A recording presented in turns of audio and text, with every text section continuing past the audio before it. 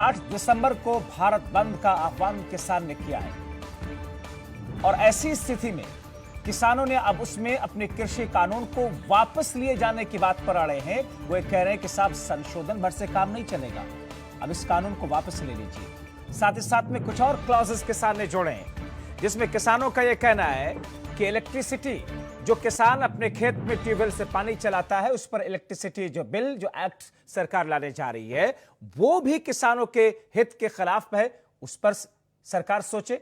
और दूसरा ये जो पराली जलाने को लेकर के कानून है उसमें किसानों के खिलाफ में जो केसेस दर्ज किए गए, जुर्माने लगाए गए और किसानों की गिरफ्तारियां हो गई, इन तमाम चीजों को लेकर के किसान अपनी बात पर अड़े हुए हैं।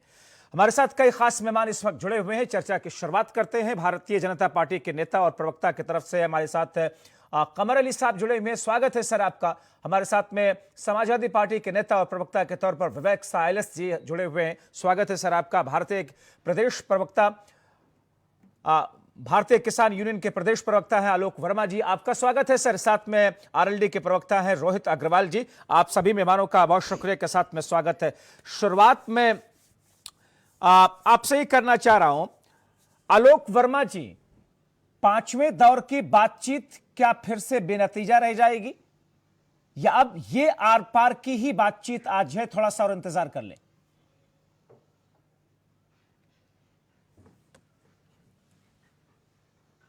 देखिए, ऐसा है कि 27 नवंबर से और आज तक 10 दिन हो गए किसान आंदोलन को। ठीक है। और हम लोग बहुत ही धैर्यपूर्वक दिल्ली के बाहर बॉर्डर पर बैठे हुए हैं। सरकार ने जब जब हमारे सामने वार्ता का प्रस्ताव रखा हमने उसको स्वीकार किया। ठीक है। और बात करने गए। आप ये देख लीजिए, 1 तारीख, 3 तारीख, 5 तारीख 3 बार हमारी बैठकें हो चुकी और एक एक बैठक लगभग 5, 6, 7, 8 घंटे की हुई। लेकिन जो बैठक का नतीजा रहा वो बेनतीजा रहा। तो फिर आज की बैठक को क्या माना जाए आलोक जी? मान रहे हैं आज की बैठक में अगर सरकार आप लोगों की बातों को नहीं मानती है तो आज की आखिरी बैठक रहेगी?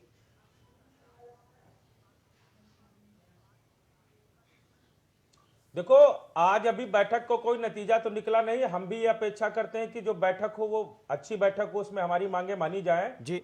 और अगर हमारी मांगे नहीं मानी गई, देखिए मांग नहीं, मांग शब्द तो बहुत बेइज्जती वाला है, ये हमारा हक है। अगर हमारे हक को उस सरकार ने जिसको हमने चुन करके दिल्ली भेजा है वो नहीं मानेगी तो हम पूरे इंतजाम के साथ बैठे हुए हैं। हम अपनी मांगे, यानी कि आर पार की लड़ाई, यानी कि आर पार की लड़ाई है जो जिस बात का जिक्र आप लोग कहते हुए आ रहे हैं। कमर अली साहब, दिन बैठना पड़े, बिल्कुल आर पार की लड़ाई। कमर अली साहब, बिल्कुल आर पार की लड़ाई होगी। ठीक है। कमर अली साहब, सरकार क्यों ये कहती है कि कोई बीच का रास्ता निकालेंगे? ये बार्गेनिंग क्या हो रही है? किसान ये कह रहा है कि साहब ये हमारी हक की लड़ाई है, जो हमारा हक छीन करके आप कॉर्पोरेट को दे रहे थे, हम अपने हक को वापस लेने के लिए लड़ाई लड़ रहे हैं। आप ये कह रहे हैं कि साहब जरा बीच का रास्ता निकालिए। बीच का रास्ता क्या होता है?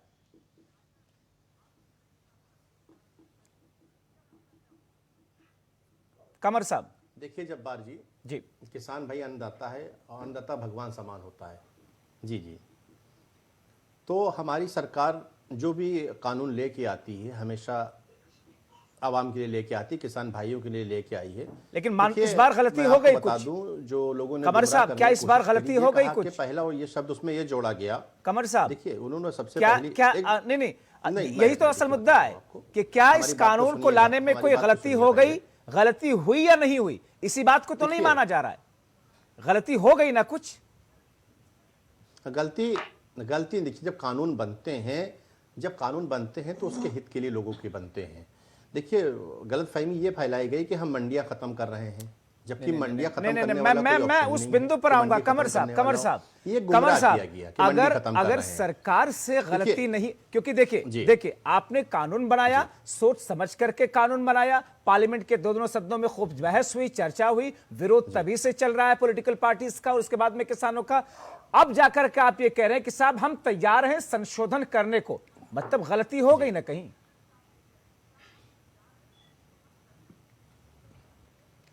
देखिए, आपने देखा कि जब कानून बनते हैं, इस दुनिया का नियम है कि समय समय पे बदलाव होते हैं। जब सुझाव आते हैं तो बदलाव भी होते हैं। जैसे बहुत सी ऐसी धाराएं थी जिनकी जरूरत नहीं थी, माननीय प्रधानमंत्री जी ने लोकसभा में राज्यसभा में उसको खत्म भी किया। ये भी जब्बाजी देखना पड़ेगा आपको। तो अब हम ये कहें कि पिछली सरकारें गलती करके गई थी, उन धाराओं को हम खत्म कर रहे हैं। वक्त पे देखिए बदलाव होते हैं। बहुत सी ऐसी धाराएं थी जो अंग्रेजों के जमाने की बनी हुई थी, जिनका कोई इस्तेमाल नहीं था, हमने उसको आके बदलाव किया नहीं किया। गलत चीज से इसको रिलेट कर बदलाव हमेशा ये कानून तो अभी आया, दुनिया का नियम है। कोरोना काल के बीच में आप लेकर के आए हैं। किसान यही तो कह रहा, किसान इतनी जल्दी क्या थी, इतनी जल्दी क्या थी, जरा सा हमसे बातचीत कर लेते, हमारी भी मुश्किलों का हल ढूंढ लेते, उसके बाद लेकर के आते, शायद आज ये विरोध प्रदर्शन ना करना होता। उनकी देखिए उनकी मुश्किलों का हल हमने हमेशा किया है। उसकी नज़ीर भी पेश करी माननीय मुख्यमंत्री जी ने कि उत्तर प्रदेश में जब हमारी सरकार बनी, पहली कैबिनेट में हमने 1-1 लाख रुपए किसान भाइयों को कर्जा माफ किया है। आपने स्थिति देखी कि यहाँ पे घास की रोटी महोबा में लोग खाया करते थे, ये भी आपने देखा। सुसाइड बुंदेलखंड में लोग किया करते थे। क्या हमारे वक्त में आप बताइए किसान भाई क्या सुसाइड कर रहे हैं? इतना बड़ा सूबा है हिंदुस्तान का, हिंदुस्तान का इतना बड़ा सूबा है उत्तर प्रदेश, जहाँ 24 करोड़ की आबादी है, 24 करोड़ की आबादी है, हजम नहीं हो रही, तरीके से झूठ बोला जाए, 24 करोड़ की आबादी है, डेटा निकालो, इसमें बोलना पड़ेगा। 24 करोड़ की आबादी होने बाद सूबे में आज किसान कितना सुख है? आप बताइए सुख है यहाँ पे? बैठ के आप झूठ बोलेंगे तो फिर नहीं चलेगा। ठीक है, नहीं चलेगा। किसान ठीक है, मुझे लगता है उनकी जुबान फिसली है। किसानों की आत्महत्या रुके नहीं है, बर्दाश्त नहीं होगी। ठीक है, एक बार कमर जी की बात पूरी होने जाने दीजिए, फिर रोहित जी आपकी तरफ आते बोलेंगे आपकी तो हमें सरकार बीच को में बोलना किसान पड़ेगा। लेके आए। देखिए ये और सच्चाई इस नहीं तरीके से सुनेंगे, किसानों की ये बेइज्जती हम सच्चाई नहीं नहीं सहेंगे। सुनेंगे। आपको ये आवाज माफी उस मांगनी समय चाहिए। जब्बार जी नहीं किसान उठाते आत्महत्या कर रहे थे हैं। जब आप ही लोग अपने चैनल पे दिखाते थे। आपको दिखती नहीं आत्महत्या जब किसानों अपने की? आपके चैनल पे जब दिखाया जाता था कि घास की रोटी किसान खा रहा है, अरे तब आपको इनको किसान शर्म की नहीं आत्महत्या आती नहीं थी। दिख रही है? आप क्या जब बताएंगे? सुसाइड बुंदेलखंड में करते थे तब इनको शर्म एक नहीं आती सेकंड थी। रोहित जी मैं आपकी तरफ आ रहा हूं। कमर साहब, क्या अगर तब किसानों ने आवाज नहीं उठाई तो अब भी ना उठाए? क्या तब आवाज नहीं उठाई गई तो अब भी आवाज ना उठाई जाए? ये कोई तर्क है महाराज? फसली ऋण के नाम पे आपने किसानों को बेवकूफ बनाया है। अगर आपने फसली ऋण के नाम पे किसानों को बेवकूफ बनाया है। देखिए अब मैं आपको बताऊं कुछ। देखिए हमने आपसे कहा किसान अन्नदाता है, इस बात पे गौर करिए। किसान और अन्नदाता भगवान तो लूट समान लो है, इसको कोरोना काल और में। उस भगवान को कोरोना की पिछली बीमारी सरकारों आई है, उसमें लूट लो, क्या पिछली गलती थी सरकारों आपको? में आप जो लूट लो हालात गए थे, जनता जो को। चीजें थी, हमने सिर्फ एक सुधार किया है। सुधार की जरूरत हमेशा होती है। अगर हमने सुधार किया है, यदि किसान भाई से हमने कहा कि आपको प्रॉब्लम है, भाई आप ही बोल ली, हम फिर बाद में बोल लेंगे। आप इनसे बोल लीजिए। आप अपने तर्क को रखिए। आप कह रहे हैं सब उनके खिलाफ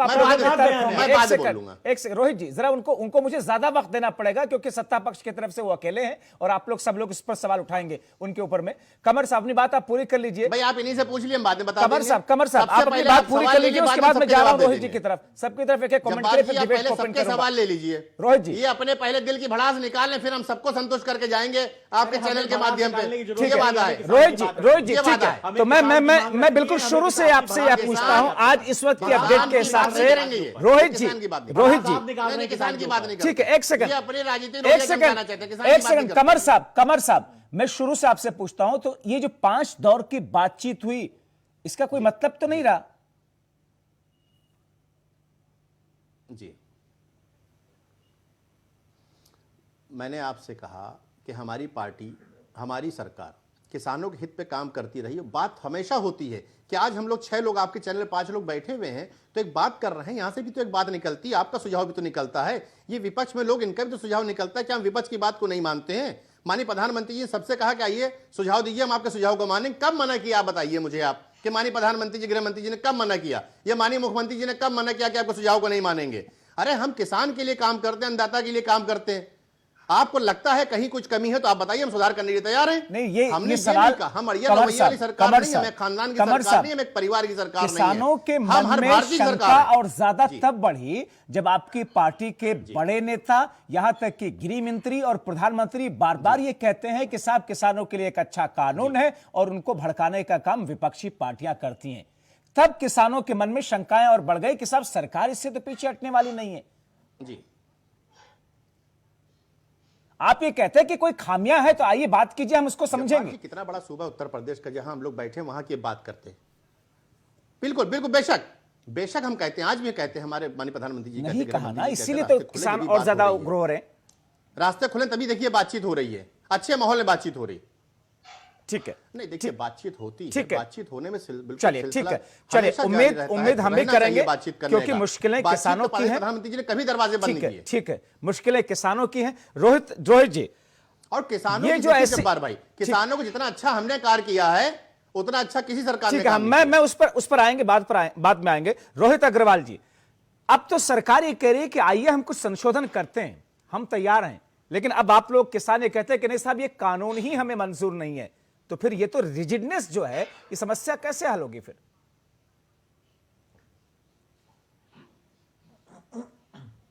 जब्बार जी देखिए, आज सैकड़ों आंदोलन देश के अंदर चल रहे हैं, सैकड़ों लोग अलग अलग मांगों को लेकर आंदोलन कर रहे हैं, और कोई भी मांग अपनी जब रखता है व्यक्ति, तो उसके लिए उसको बड़े बड़े आंदोलन करने पड़ते हैं, कितनी जाने जाती हैं। आप मुझे बताइए, जो 3 कानून लेके आए हैं, ये किस किसान संगठन ने आंदोलन किया था कि ये 3 कानून ले आओ? कोई नहीं। हमने मांगा नहीं, आपने बना दिया। लोकतंत्र में जनता राजा होती है, लोकतंत्र के अंदर सरकार राजा नहीं होती है, ये राजतंत्र नहीं चल रहा है। किसी संगठन ने मांगा नहीं, आप उसका भला करने चल दिए साहब।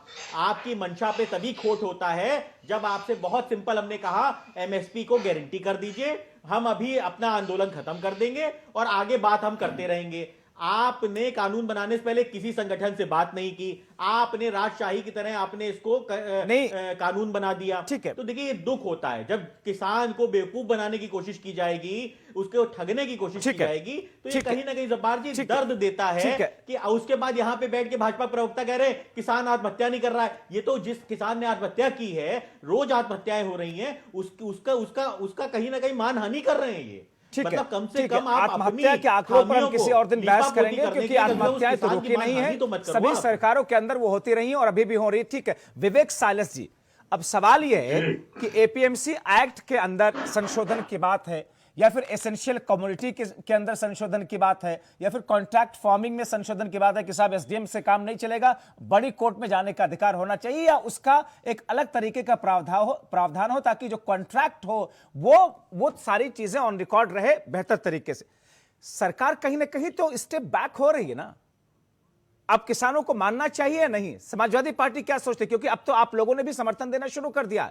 आज ये घमंड में कांग्रेस पार्टी के उत्तर प्रदेश के अध्यक्ष पहुंचे, जहां पर हो रहा था उत्तर प्रदेश में गाजियाबाद के पास में, आपकी पार्टी के भी लोग अलग अलग जगहों पर अब उतर रहे हैं। तो सवाल यह है कि इस आंदोलन के आड़ में आप लोग भी जाहिर तौर पर अपने अपने दिल की भड़ास निकाल रहे हैं, या अपनी सियासी जमीन तैयार कर रहे हैं, या किसानों के हितैषी सबसे बड़ा खुद को बताने की कोशिश है? अब तो सरकार कहीं ना कहीं पीछे हट रही है कि साहब आइए हम कुछ संशोधन करते हैं। मानना चाहिए किसानों को। जवाब भाई, मैं उम्मीद करूंगा कि आप मुझे 2 मिनट जरूर बिल्कुल देंगे अनइंटरप्टेड। और आपने जो कहा कि हम अपने दिल की भड़ास निकाल रहे हैं, तो ये बड़ा दुख हुआ सुन के। अगर किसानों के साथ खड़ा होना दिल की भड़ास निकालना है, नहीं, मैंने तो एक सवाल की शक्ल में किया, क्योंकि अलग अलग तरह के सवाल आ रहे हैं, वो सवाल मैंने आपके सामने रख दिया। अब ठीक है, मैं शुरू कर। जी, भारतीय जनता पार्टी किसानों को लेकर कितनी संजीदा है, कितनी सेंसिटिव है, वो इससे ही पता चल जाता है कि योगी आदित्यनाथ जी के एक मंत्री हैं, उन्होंने किसानों को गुंडा कह दिया। इससे भी पता चलता है कि भारतीय जनता पार्टी के राष्ट्रीय प्रवक्ता ने राष्ट्रीय चैनल में बैठ के किसानों को आतंकवादी कह दिया। और किसानों का जब सूखा पड़ा था बुंदेलखंड में, जो दिल्ली से ट्रेन आई थी टैंकर भर के, वो खाली निकली थी। हिंदुस्तान में पर्याप्त चीनी होने के बावजूद भी भारतीय जनता पार्टी की सरकार ने पाकिस्तान से चीनी मंगाई थी, जिसका विरोध शिवसेना ने किया था। शिवसेना और भारतीय जनता पार्टी का विरोध वहीं से शुरू हुआ था, जब पाकिस्तान से चीनी आई थी। उससे बड़ी बात यह है कि योगी आदित्यनाथ ने किसानों को एक एडवाइस दी थी, एक सलाह दी थी कि किसान गन्ना क्यों बोते हैं, गन्ना बोने से तो डायबिटीज हो जाती है। खैर, ये तो भारतीय जनता पार्टी की बात रही। अब आते हैं किसान आंदोलन पे। देखिए, हिंदुस्तान का जो खुदरा व्यापार है, वो विश्व का सबसे बड़ा व्यापार खुदरा व्यापार है, मार्केट है, जिसकी कीमत 12,000 अरब रुपए की है। इससे बड़ा खुदरा बाजार पूरे विश्व में कहीं नहीं। उद्योगपतियों की अब टेढ़ी और तीखी नजर इस पे पड़ गई। ठीक है, देखिए, किसान तो पहले भी समझता था कि प्रदेश में कहीं भी जाके वो अपना माल बेच सकता था राज्य के अंदर, लेकिन जो एपीएमसी एक्ट को डायलूट किया है, वो इसलिए किया गया है कि अगर कोई भी उद्योगपति का कोई भी एजेंट पूरे हिंदुस्तान में कहीं से भी जाके खरीद करता है, तो उसको लाइसेंस लेने की जरूरत नहीं है। पहली बात यह है। दूसरी बात यह है कि भंडारण की जो बात है, जिसको हम जमाखोरी कहते हैं, इसको अलाउ कर दिया गया।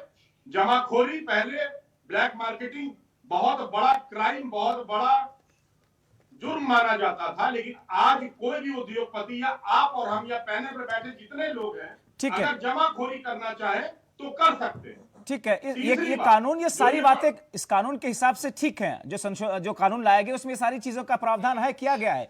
आप लोग उसके खिलाफ हैं, किसान उनके खिलाफ हैं।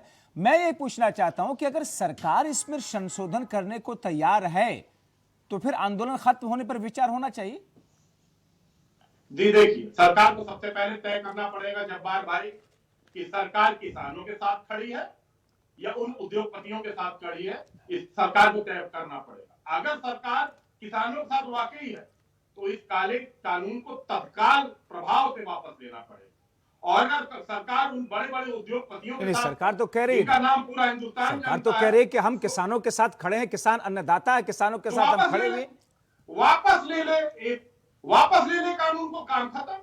एमएसपी को लागू कर दे, लिखा पढ़ी में दे दे, कानून को वापस ले लें, एमएसपी को गारंटी कर दें। ठीक है, ठीक है। मैं एक कमेंट लूं जावेद अहमद साहब, आपके पास मैं सबसे आखिर में आ रहा हूं। पिछले 10 दिनों से अन्नदाता सर्दी में सड़कों पे पड़ा हुआ है।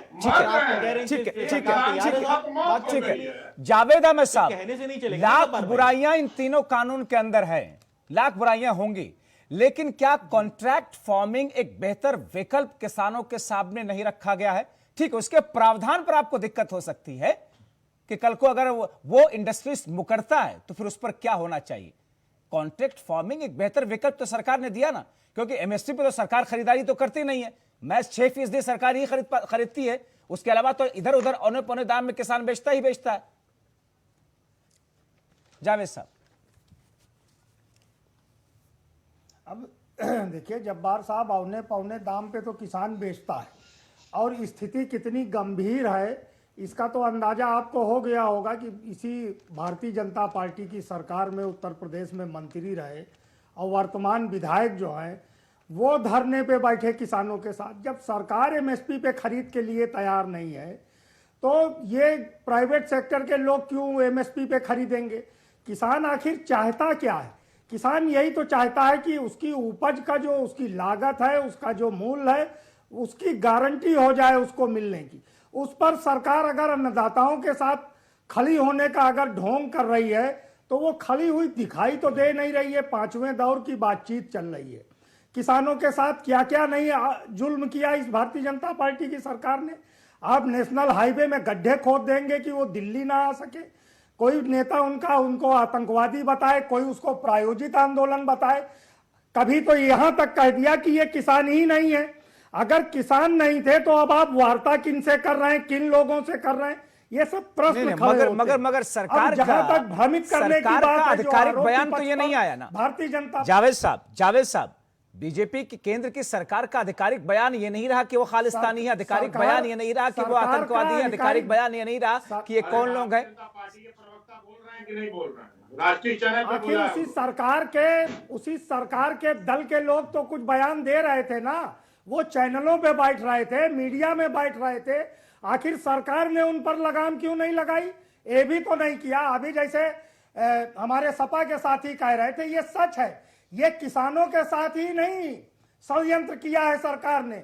ये जो 12,000 अरब रुपए का खुदरा कारोबार है, ये चंद पूंजीपति मित्रों के हवाले करने के लिए कॉन्ट्रैक्ट फार्मिंग कहां से उचित है? आपने तो खरीद पर, आप कोई भी खरीद लेगा, पैन कार्ड धारक जमाखोरी करेगा, उस पर कुछ नहीं होगा। ग्रामीण विकास का क्या होगा? जो राज्यों को एक राजस्व मिल जाता था मंडियों से, आखिर ग्रामीण विकास का कहां से? मगर इसका दूसरा पक्ष भी तो है जावेद साहब। ग्रामीण दूसरा पक्ष है, सुनिए जावेद साहब, दूसरा पक्ष भी तो इसका है। अभी किसान या तो सरकारी क्रय केंद्र पर बेच पाता है, नहीं बेच पाता है ना। 95% किसान वहां जाकर के नहीं बेच पाता है। कहां बेचता है वो जाकर के? वो चौराहों पर जो बनिए होते हैं, जो ट्रेडर्स होते हैं, जो लोग बैठे होते हैं, गलेदारी का काम करते हैं, उन्हीं क्या बेचता है, उनकी शर्तों पर बेचता है। एमएसपी अगर है, मान लीजिए 1900 रुपए क्विंटल है गेहूं की, तो जाकर के वो 1100 और 1200 रुपए क्विंटल में बेचने को मजबूर है। नहीं, मेरा सवाल ये नहीं है। मेरा सवाल ये है कि बड़े ट्रेडर्स जब आएंगे, जब खरीदारों की तादाद ज्यादा बढ़ेगी तो कहीं ना कहीं ये किसानों के लिए एक बेहतर तो होगा। हाँ, उसके दूसरे पहलू से आपको शिकायत हो सकती है कि सरकार ने इसमें वो प्रावधान नहीं किए जिसमें सिक्योरिटी और सेफ्टी हो किसानों के लिए।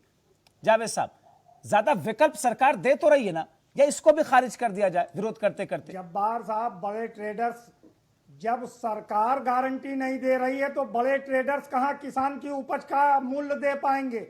बड़े ट्रेडर्स तो यूं भी शोषण कर रहे थे। सरकारी खरीद क्या किस दामों पे हो रही है, इस पर भी तो चर्चा हो जानी चाहिए कि 1868 और 1886 की एमएसपी देके आप किसान का माल 900 रुपए कुंटल से ज्यादा नहीं खरीद पाए। मैंने पिछली डिबेट में उदाहरण भी दिया था कि 500 कुंटल मंडी के अंदर माल पकड़ा गया और व्यापारी उसकी तौल करा रहे थे 1868 पर। धर्मपाल जी क्यों धरने पे बैठे? भारतीय जनता पार्टी के अंदर विद्रोह की ये चिंगारी क्यों उठी कि महीन चावल का धान किसान लेके आया मंडी पर और सरकार उसको एमएसपी नहीं दे रही है, तभी तो वो गए आंदोलन पर, धरने पे बैठे। ठीक है, इसीलिए ये सारी मुश्किलें कमर अली साहब, किसानों ठीक ने है, इस कानून कमर अली साहब, बनाने, ये सारी किसान की मुश्किलें कोई किसानों मांग के नहीं थी, सामने है तो जबरन और किसान सरकार आज को से इस नहीं कानून झेल को रहा है। थोपना ठीक है, मैं चाहिए। जावेद अहमद साहब से ये क्रॉस क्वेश्चन अभी नहीं करने जा रहा हूं कि आपने बीते 65 सालों में 60 सालों में किसानों के लिए कितनी एमएसपी दी। मैं ये सवाल नहीं करूंगा क्योंकि बार बार ये सारे सवाल होते रहे। सवाल ये नहीं कि अगर पहले नहीं हुआ तो अब क्यों नहीं, क्यों हो रहा है, क्यों आवाज उठाई जा रही। ठीक है, मैं जावेद साहब, मैं उस पर नहीं आ रहा हूं, मैं उस पर नहीं आ रहा हूं। स्वामीनाथन की रिपोर्ट, स्वामीनाथन कमेटी की रिकमेंडेशन 2006 में आती है, 2014 तक उस पर क्या कुछ किया गया, मैं आज उस पर भी नहीं आ रहा हूं। लेकिन कमर साहब, एक तीखा और सीधा सवाल है। कहा यह गया शुरू में अब तक और अब तक बार बार आपकी पार्टी की तरफ से किसान भ्रमित हैं, किसानों को भड़काया जा रहा है, किसानों को गुमराह किया जा रहा है, हम एमएसपी छीन नहीं रहे, एमएसपी जैसे है वैसे बनी रहेगी। तो जैसा कि विपक्षी पार्टियों के लोग ये कह रहे हैं, इनकी बातों का मैं निष्कर्ष निकालूं कि अगर किसान किसी के दबाव में आंदोलन कर रहे हैं तो ये सरकार जो कानून लेकर के आई है किसके दबाव में लेकर के आई? क्या कॉर्पोरेट्स के दबाव में लेकर के आई?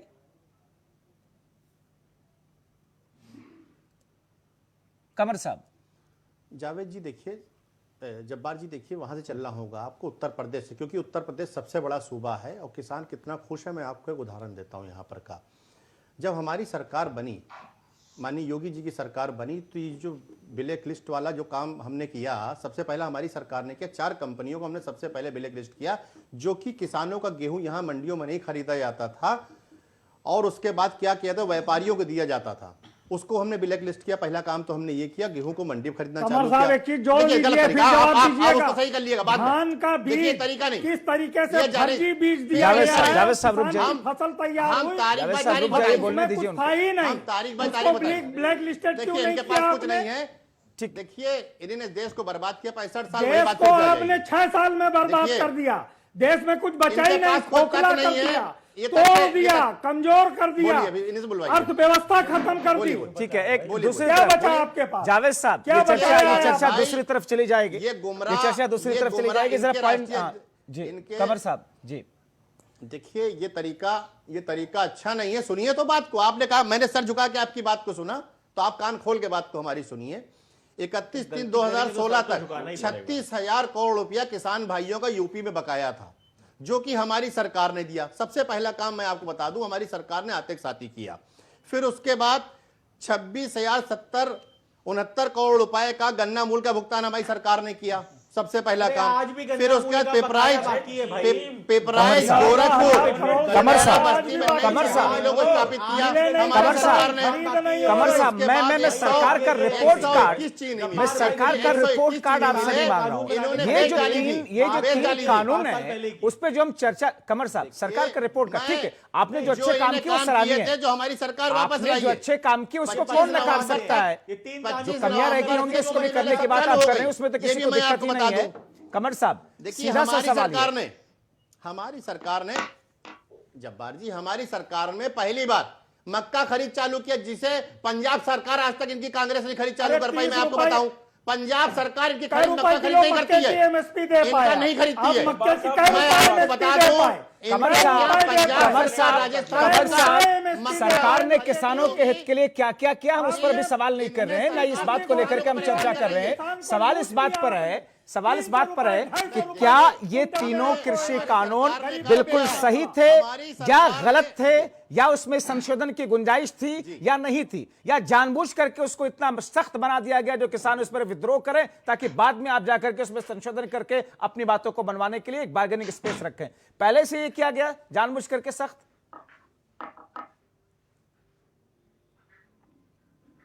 जब्बार जी देखिए, कानून मैंने आपसे किसान भाइयों के हित में है।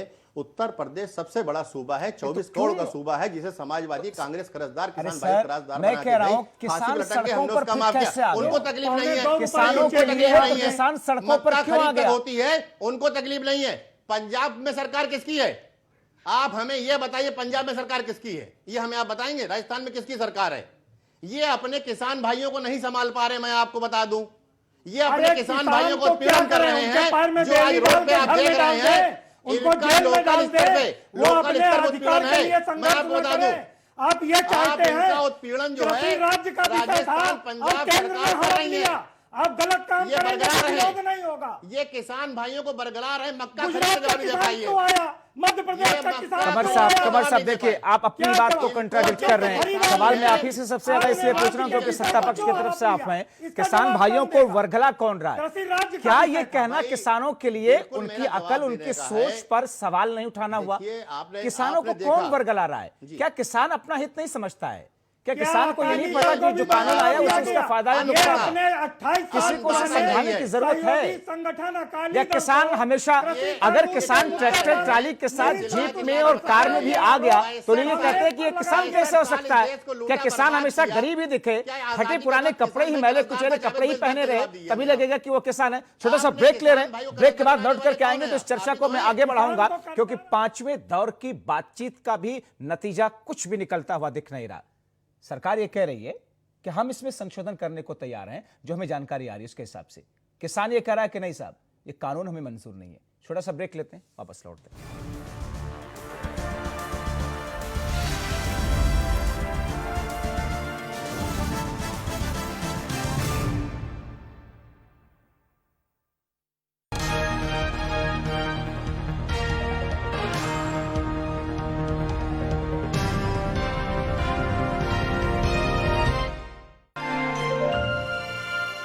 लोगों के स्वास्थ्य को सर्वोच्च प्राथमिकता देती उत्तर प्रदेश सरकार ने एन्सेफेलाइटिस के रोकथाम पर अप्रत्याशित विजय प्राप्त कर इस बीमारी की दर को 95% कम कर दिया है। इस बीमारी के उपचार के लिए हम लोगों ने ट्रेनिंग के विशेष अभियान प्रारंभ किए। एक और जहां पूरा विश्व कोरोना महामारी से जूझ रहा है, वहीं उत्तर प्रदेश सरकार ने एक्यूट एन्सेफेलाइटिस सिंड्रोम के जड़ को खत्म करने के लिए 3 स्तर पर कार्य किया है, जिसमें स्वास्थ्य सेवाओं को मजबूत करना, अधिकारियों एवं कर्मचारियों को प्रशिक्षित करना तथा पीड़ित क्षेत्रों में जागरूकता अभियान चलाना प्रमुख है। सरकार ने प्रदेश के 12 विभागों को इसमें शामिल किया है तथा इन सभी विभागों के बीच समन्वय स्थापित करने के लिए जिला, मंडल और प्रदेश स्तर पर कमेटी का भी निर्माण किया है। पेशेंट को कोई तकलीफ ना हो, कोई दिक्कत ना हो, इसलिए हर सुविधा यहाँ पे पूरी उपलब्ध है।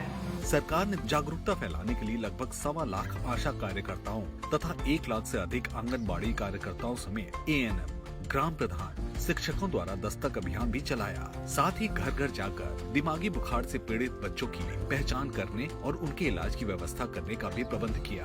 गोरखपुर और आसपास के इलाकों में 15 ब्लॉक स्तरीय ETC को mini paediatric incentive care unit में तब्दील कर दिया गया है, जिसमें 3-3 बेड पर वेंटिलेटर लगाए गए हैं। ब्लॉक स्तर पर अस्पतालों में वेंटिलेटर की सुविधा देने वाला यूपी देश का पहला प्रदेश बना है। योगी सरकार का वादा, अगले 2 साल में दिमागी बुखार को जड़ से खत्म करने का है दावा। अष्टेलारल कैप्सूल, जो है यूरिनल, किडनी एवं लिवर की सभी समस्याओं में लाभदायक।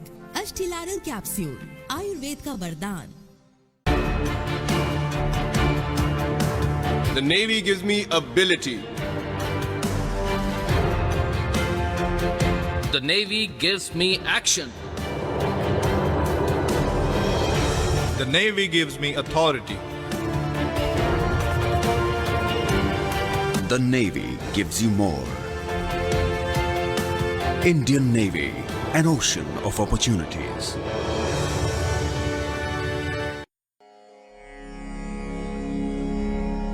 केदार की कंदराओं से, बद्री की वादियों से, पहाड़ की पगडंडियों से हर शहर, हर गांव से, देवभूमि के सियासी दंगल के हर दांव से रूबरू कराते हैं आपको, हर खबर दिखाते हैं आपको, पूरा उत्तराखंड R9 टीवी पर।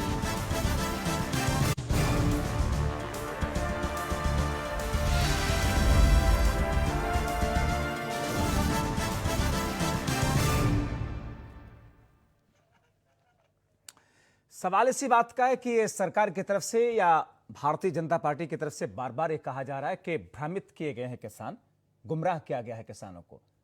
किसान ये कह रहा है किसने गुमराह किया सरकार को, किसके दबाव में सरकार ये कानून लेकर आए। सरकार ये कह रही है कि किसके दबाव में किसान सड़कों पर हैं।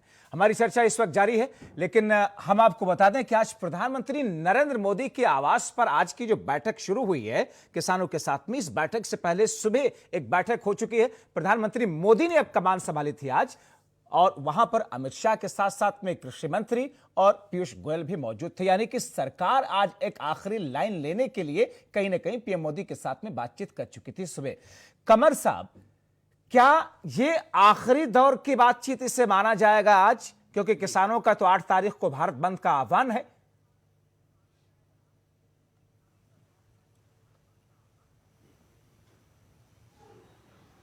देखिए, जो भी बातचीत हो रही है, जो भी बातचीत अभी तक हुई है, वो बहुत पॉजिटिव है। और माननीय प्रधानमंत्री जी, आप जानते हैं, हर बात में बड़े गंभीर रहते हैं, किसान भाइयों के हित में खड़े रहते हैं, क्योंकि हम लोग पॉजिटिव सोचने वाले लोग हैं और हमेशा अच्छा करने की सोचते हैं। और आपने देखा माननीय प्रधानमंत्री जी ने सबसे पहले फसल बीमा योजना जो चालू करी, 1 लाख करोड़। नहीं, कमर साहब, मैं अभी दूसरे मुद्दे पे जा ही नहीं रहा हूं। मैं सरकार ने किसानों के हित के लिए 1,63 लाख किसानों को जीवन बीमा कराया, के लिए दूसरे कदम क्या उठाए, मैं उस पर चर्चा नहीं कर रहा हूं। कमर साहब, समर्थन मूल्य पे भी आ जाता हूं। कमर साहब, मैं क्या कह रहा हूं, मैं उस पर भी आंकड़ा ला दूंगा जी। मैं उस पर आंकड़ा लाऊंगा कि उत्तर प्रदेश की ही बात का आप कर लीजिए। हाँ, पुरानी सरकारों के मुकाबले आपकी सरकार में गेहूं और धान की खरीदारी ज्यादा हुई होगी, लेकिन कितने प्रतिशत किसानों ने अपना गेहूं और धान सरकारी केंद्रों पर बेच सके? ऐतिहासिक कितने सरकार नहीं करती है। कितने प्रतिशत किसान बेच सके हैं? कितने प्रतिशत किसान अपने गेहूं और धान की बिक्री कर सके जाकर के उन केंद्रों पर? आप जानते हैं। देखिए, मैंने हमारा सवाल वो नहीं, हमारा लक्ष्य 100% का, जिस अधिकारियों ने काम नहीं किया, जब्बार भाई सबसे ज्यादा अधिकारी हमारी सरकार में जेल में गए हैं। 8% मैक्सिमम पूरे देश के अंदर। किसी सरकार में इतने अधिकारी जेल में नहीं है जब्बार जी। 5 से 8% एमएसपी पर खरीदारी हुई है किसानों की, आम किसानों की बात मैं कर रहा हूं। यह आपको भी अच्छे से पता है, यह आपको भी पता है कि वहां पर कैसे क्रय केंद्र वाला की साहब बोरा नहीं है, अभी लाइन लगी हुई है, अभी दूसरे हैं, और ऐसे में 15 दिन का वक्त निकल जाता है, 1 महीने का वक्त निकल जाता है, जो किसानों की खरीदारी के लिए गल्ले की सरकार ने वक्त निर्धारित किया है। जी, जावेद भाई, जब्बार भाई, मैं आपकी बात को मान रहा हूं। उन कर्मचारियों ने जो किया था, उसी कर्मचारी जेल गए हैं। 918 लोग जेल में हैं आज की तारीख में, जिन अधिकारियों ने गड़बड़ किया था। मैं आपको बता दूं, किसान भाइयों के साथ, अन्नदाता के साथ किया था। वो जो कल्चर उनका बना हुआ था, वो अपनी मानसिकता नहीं बदल पाए। मैं आपको बता दूं, जब भी हमारे आपने जिलाधिकारी महोदय हैं, चाहे एसडीएम हो, वक्त पे जाके किसान भाइयों खड़े, माननीय मुख्यमंत्री जी खड़े हो गए थे। क्यों खड़े हो गए थे? क्योंकि इनकी अधिकारियों की मानसिकता नहीं बदल रही थी। कोरोना काल में आप उसकी सराहना करिए कि माननीय मुख्यमंत्री जी खुद आश्वासन दिया था कि किसानों की खरीदारी, उनके फसल की, उनके गांव जाकर के, खेत जाकर के, कोरोना काल में ये बात कही गई थी कि वहां जाकर के खरीदारी होगी, मगर हुआ क्या? नहीं हुआ। ये चीज नहीं हो सकी, प्रशासनिक स्तर पर नहीं हो सकी, निचले स्तर पर कहां कमियां रही, लेकिन कमियां तो कहीं ना कहीं रही ना, कहीं नहीं हो सकी वो चीजें। और उसे कोरोना काल में अगर ये कानून लाए गए हैं तो फिर सरकार तो आक्रोशित हो गई ना। उन अधिकारियों की कमियां जिसने करी थी, आप जानते माननीय मुख्यमंत्री जी सख्त हैं इस मामले में। ठीक, सख्त है। जी, मैंने आपसे कहा कि सबसे ज्यादा अधिकारी अगर किसी सरकार में जेल अधिकारियों के जेल में चले जाने से किसानों का फायदा तो नहीं हुआ, काम करना पड़ेगा, किसानों का नुकसान हो गया। किसान अन्नदाता भगवान को उनको मानना पड़ेगा, सम्मान देना पड़ेगा। 1800-1900 रुपए सरकार ने तय की थी, किसानों को बेचना पड़ गया 1100 रुपए में, तो नुकसान तो भरपाई तो नहीं हो सकी किसानों की ना। अधिकारियों के जेल जाने से किसानों की भरपाई तो नहीं हो सकी ना, कमियां तो रह गई नहीं। जिसने जो दलालों ने किया था, जब्बार जी, जिन दलालों का वर्चस्व था, उस दलालों का वर्चस्व भी हमने तोड़ा है। 4 कंपनियों को ब्लैकलिस्ट भी किया, उनको सबको हमने जेल भेजा है। ठीक है, ये किसानों के साथ में आपको जो अन्याय हुआ है, जो मानसिकता थी, उसमें भी तो हमने कार्रवाई करी है। आलोक वर्मा जी, आपने भी दिखाया। कमर साहब ये कह रहे हैं कि साहब हमारी नीयत पे सवाल मत उठाइए, नीयत हमारी शुद्ध है, साफ है, किसानों के साथ हम खड़े हैं। हां, अगर कानून में किसी किस्म की कोई ऐसी गुंजाइश है कि होनी चाहिए तो हम तो कर तो रहे हैं।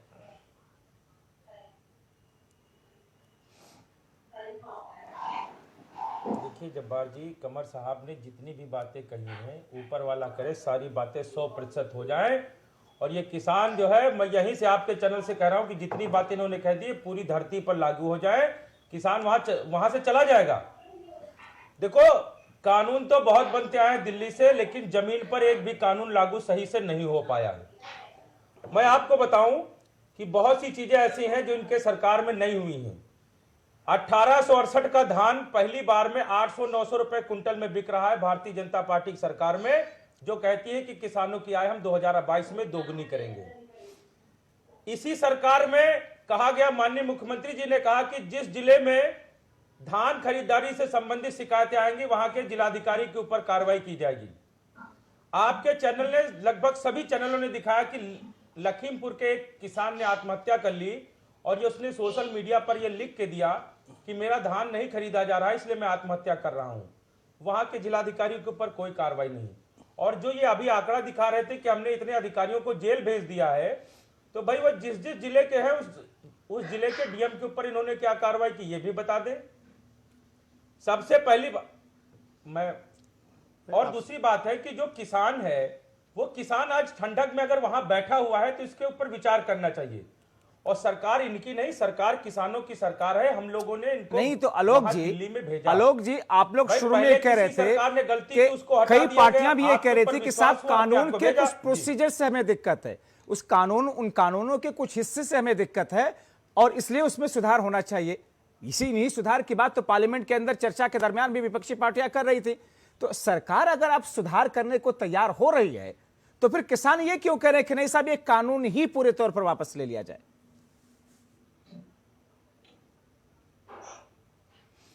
अच्छा जब्बार जी, एक चीज बताइए कि हमने इस कानून को मांगा तो था नहीं। हमने ना कहा था कि हमारे लिए 3 कृषि कानून लेके आओ जो मूलभूत किसानों के। मैं सबसे पहला एक उदाहरण देना चाहूंगा कि एक जीएसटी कानून लेके आए थे और जीएसटी कानून लाने से पहले इन्होंने व्यापारिक बंधुओं के साथ में बैठ के बैठकें की थी, प्रधानमंत्री जी भी बैठे थे। और उस कानून को आने के बाद जब उसमें जीएसटी 28%, 18%, 9% ऐसे डिसाइड हुई, सुन लीजिए जब्बार जी, तो उस वर्ग के लोगों को जब दिक्कत हुई, वो वर्ग लोग बाहर निकल के आए, तो इन्होंने जीएसटी को बहुत सरल बनाने के लिए उसमें हजारों अमेंडमेंट किए। आप ये बताओ क्या दिक्कत है सरकार को? किसान, इस देश का किसान, ठीक है, मैं एक छोटा सा रिस्पॉन्ड कमर साहब से ले लूं, उसके बाद में रोहित जी आपकी तरफ आ रहा हूं, फिर विवेक जी आपकी तरफ। ठीक है, ठीक है। कमर साहब, ये बात तो सच है ना कि जब जीएसटी लाया जा रहा था तो उससे पहले किसानों के साथ में, संगठनों के साथ में, ट्रेडर्स के साथ में बातचीत हुई, या जब बजट आता है तो उससे पहले इंडस्ट्रीज के साथ में भी एक फाइनेंस मिनिस्ट्री की एक बैठक होती है ताकि दिक्कतें क्या हैं, आप लोग क्या चाहते हैं, आप लोगों की मुश्किलें क्या हैं, उनको भी मद्देनजर रखा जाए। तो जब अलग इस तरह के प्रावधान अपनाते हैं, हमारी सरकारें अपनाती हुई आ रही हैं, तो फिर किसानों के साथ में अगर वो प्रावधान अपना लिया गया होता, या फिर जब विरोध के सुर उठे थे उसी वक्त बुला करके कमेटी से बातचीत का सिलसिला शुरू कर दिया गया होता, तो शायद ये स्थिति ना आती ना।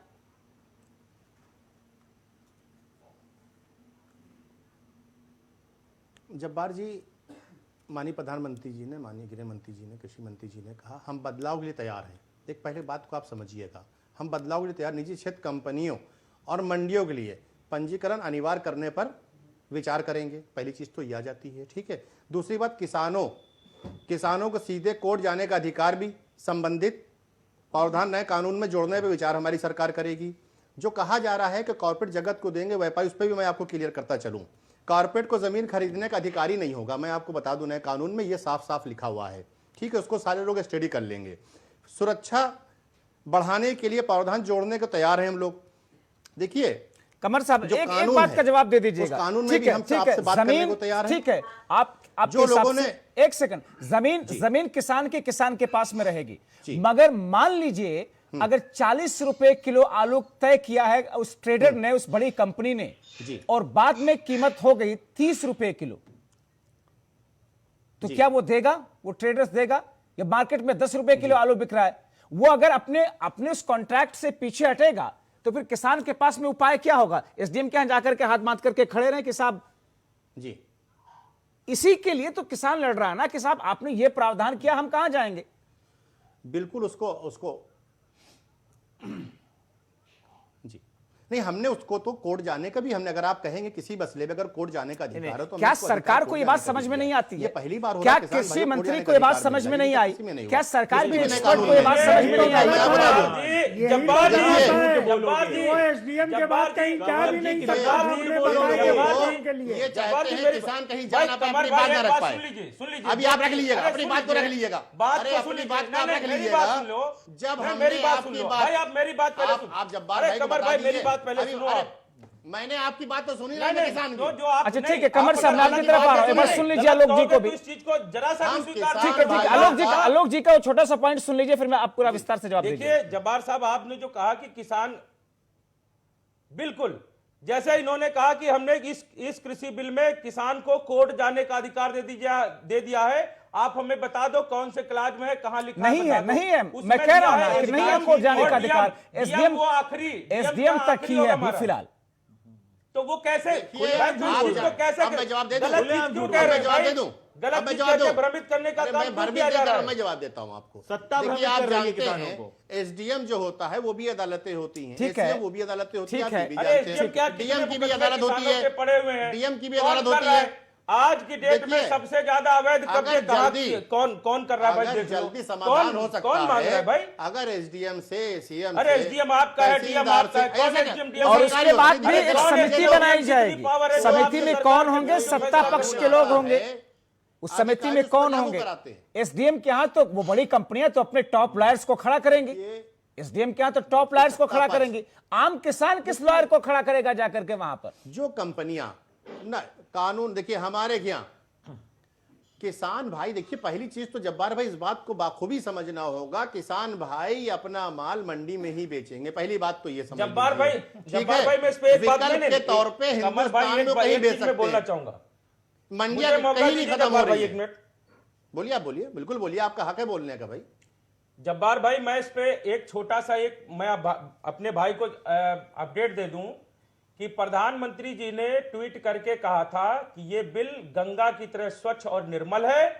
किसान अपनी फसल को चाहे जहां चाहे, स्टेट में या दूसरे स्टेट में जा करके उसको जहां ज्यादा पैसा मिलता है वहां पर वो बेच सकता है, उससे कोई मनाही नहीं होगी।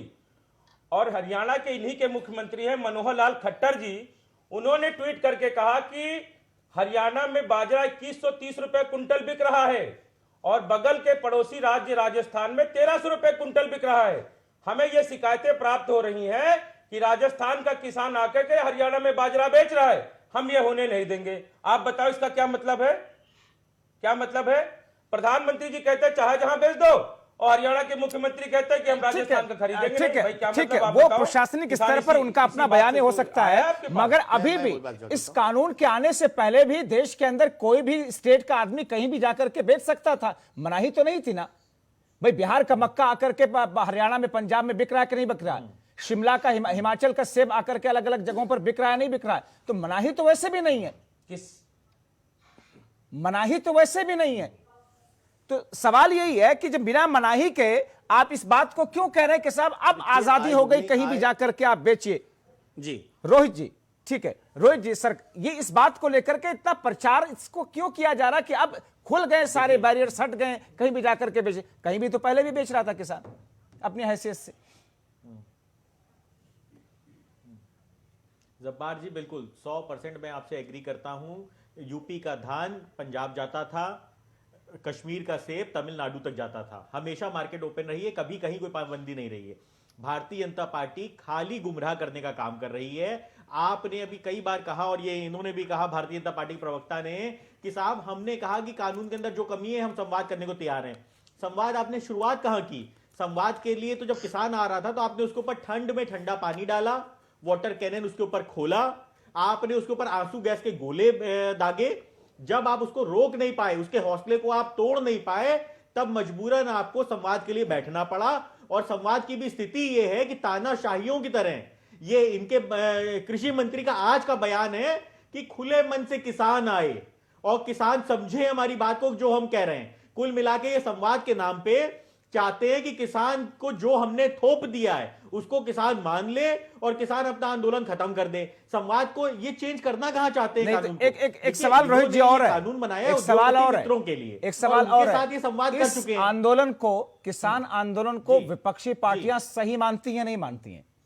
सही मानती है ना, तो फिर आप विपक्षी पार्टियों का समर्थन क्यों नहीं हासिल है? बिल्कुल, अगर किसान उनके साथ में जाकर के विपक्षी पार्टियां है, क्यों नहीं खड़ी होती हैं?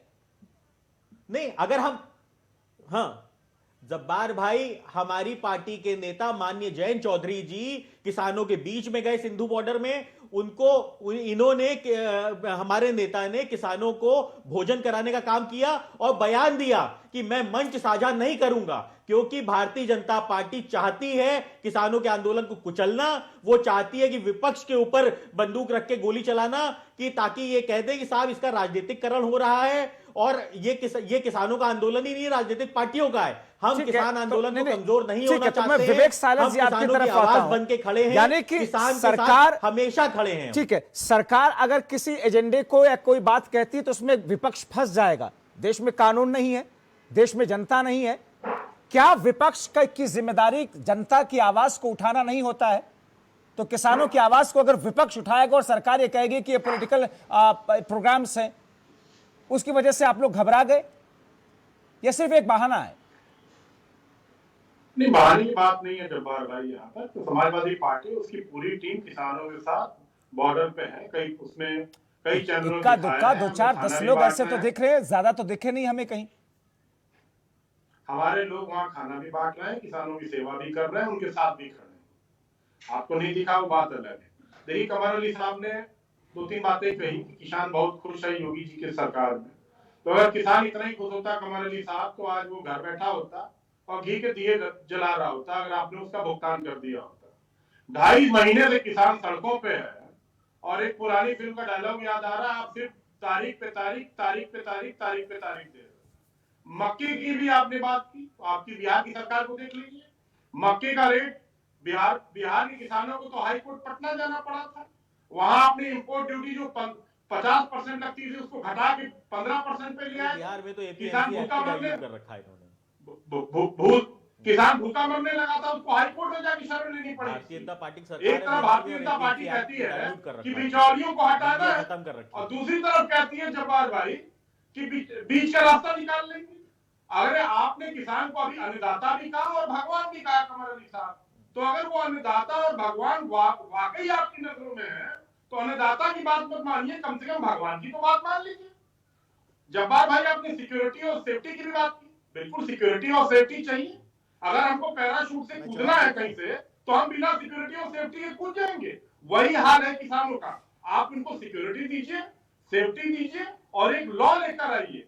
अरे किसान पेप्सिको और वॉलमार्ट जैसी कंपनी के सामने क्या खड़ा हो पाएगा? आपने जब्बार भाई बिल्कुल ठीक बात की। वो इंडिया की टॉप लॉयर्स लेकर आएगा, किसान कहां जाएंगे? वकील करेगा और ऐसी कंपनियों के सामने खड़ा होगा। किसान कहीं नहीं ठहरता। तो इस पे कड़े कानून बनाने होंगे सरकार को और किसानों को सुरक्षा देनी। समाजवादी पार्टी इसमें संशोधन पर तैयार हो जाएगी या किसान ये कह रहा है कि नहीं साहब बिल, ये कानून वापस लीजिए, यही मांग है? तत्काल वापस लेना चाहिए जब्बार भाई, ये काला कानून है, तत्काल वापस करें। ठीक है, बिना विलंब, अविलंब। ठीक है जावेद साहब, अब ये एक ऐसी स्थिति बन रही है, इस स्थिति में तो गुंजाइश तो फिलहाल कुछ दिख नहीं रही है, क्योंकि किसानों ने इस कानून के वापसी के साथ साथ कुछ और चीजें भी उसमें जोड़ दी कि साहब हमारी ये सारी चीजें पूरी हो जानी चाहिए। लेकिन एमएसपी को कानून में क्या लिखा जा सकता है? व्यवहारिक ये है या हर साल की एमएसपी तो अलग अलग होगी?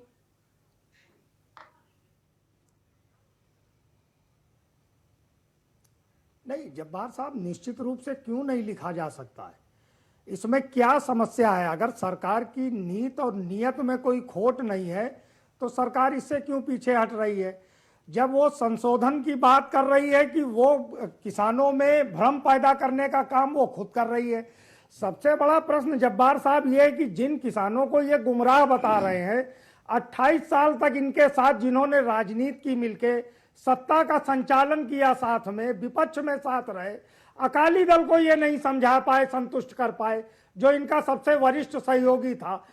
तो ये गुमराही का सवाल नहीं है। अगर किसान इस कानून को अपने हित में नहीं समझता है तो निश्चित रूप से सरकार अगर किसानों के पक्ष में खड़ी है, मोदी जी पक्ष में खड़े हैं, योगी जी पक्ष में खड़े हैं, तो ये सरकार क्यों नहीं इन कानून को वापस ले सकती है?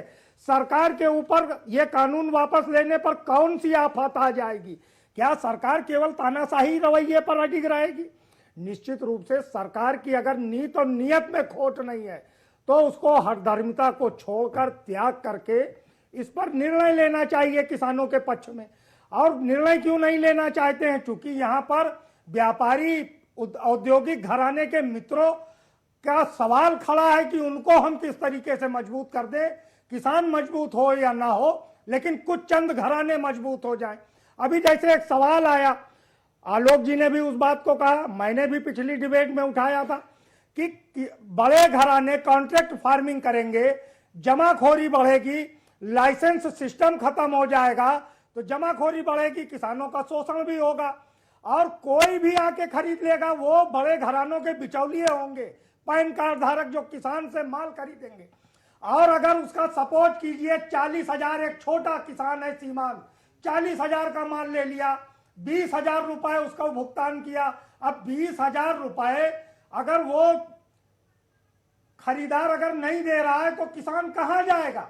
वो 50,000 उन्हीं तमाम चीजों को लेकर के ये बैठक लगातार चल रही है और इस बैठक में बीच का रास्ता निकालने की जो बातें की जा रही है, ठीक है, सरकार के दबाव में फैसला एसडीएम देगा, डीएम देगा और वो 20,000 उसका गया। ये कारण है जो संतुष्ट ये जब अकाली दल को नहीं कर पाए और ये कह रहे हैं किसान गुमराह है। अरे किसान नहीं गुमराह है, सरकार गुमराह करना चाहती है।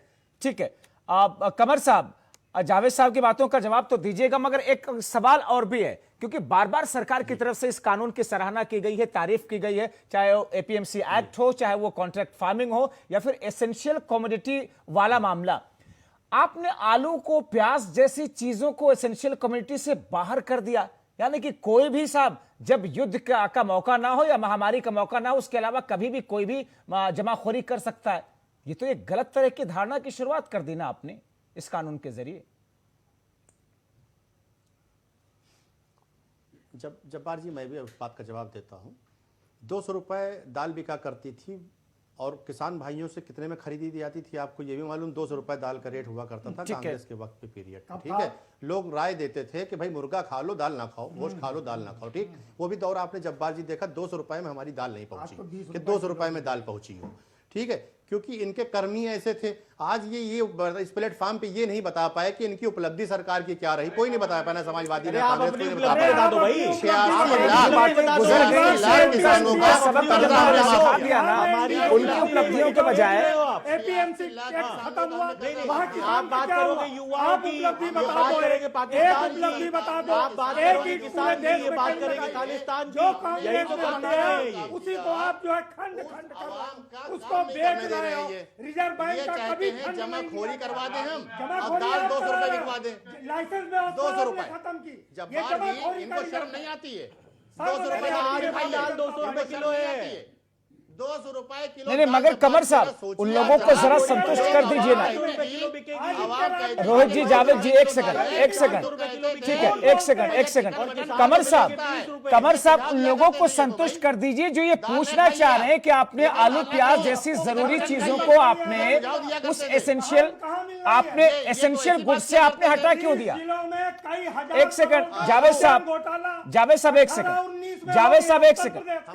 कमर साहब, एक आखिरी सवाल, आप इस बात का जवाब समझा दीजिए, संतुष्ट कर दीजिए कि आपने आलू प्याज जैसी चीजों को आपने एसेंशियल कमोडिटी से आपने हटा दिया, बाहर कर दिया, यानी कि जमाखोरी कीजिए, कोई भी करे, किसान करे या कोई भी करे। नहीं, अब उसका जवाब भी जब्बार जी बहुत आराम से लीजिएगा, जैसे आपने सवाल मुझसे किया है। आपने देखा कि जो आलू होता है, आप जानते हैं सबसे ज्यादा जो पैदावार होती है नासिक में प्याज का होता है। हमारी सरकार ने हमेशा, आपके लिए थोड़ी सी प्रॉब्लम आ गई है किसी वजह से, बारिश, आप जानते हैं जहां बारिश की प्रॉब्लम हो जाती है वहां पे कुछ वक्त के लिए महंगी चीजें हो जाती है, कुछ वक्त, चाहे आलू हो चाहे प्याज हो, बल्कि हमने हर चीज पे काबू में करके रखा है। और जहां तक कि ये जो लोगों की शिकायत थी वो भी दुरुस्त हो रही, धीरे धीरे रेट नीचे आ रहे हैं। अभी 10-12 रुपए में रेट आलू के आ जाएंगे, प्याज भी 12-15 रुपए में आ जाएगी। देखिए धीरे धीरे आ रही है, धीरे धीरे। बहरहाल वक्त यहाँ पर खत्म हो रहा है। मैं आखिरी कमेंट के लिए सबके पास में आ नहीं सका, लेकिन इसी के साथ में आप सभी मेहमानों का बहुत शुक्रिया। विवेक साइलर जी आपका, कमर अली साहब आपका, जावेद साहब, आलोक वर्मा जी, रोहित अग्रवाल जी, आप लोगों ने वक्त निकाला। सवाल यही है कि 10 दिन का ये विरोध प्रदर्शन, आंदोलन, 5वें दौर की बातचीत, लेकिन नतीजा शून्य का शून्य है। सवाल ये कि 8 तारीख को होगा क्या? भारत बंद का आह्वान किसानों ने कर दिया है। सरकार अभी भी, सरकार के मंत्री या प्रवक्ता ये बार बार ये कहते हैं कि साहब बहुत अच्छा कानून है। अगर इतना ही अच्छा कानून था तो इसमें संशोधन करने के लिए सरकार तैयार क्यों हो रही है? या फिर किसान जो सवाल उठा रहे हैं उन सवालों का सही जवाब क्यों नहीं आ पा रहा है? देखना होगा, इंतजार करना होगा। सरकार इस पूरे मामले पर अपने आप को पीछे खींचती है या किसानों की बात मानी जाती है, क्योंकि किसान ये कह रहा ये हमारे हक की लड़ाई है।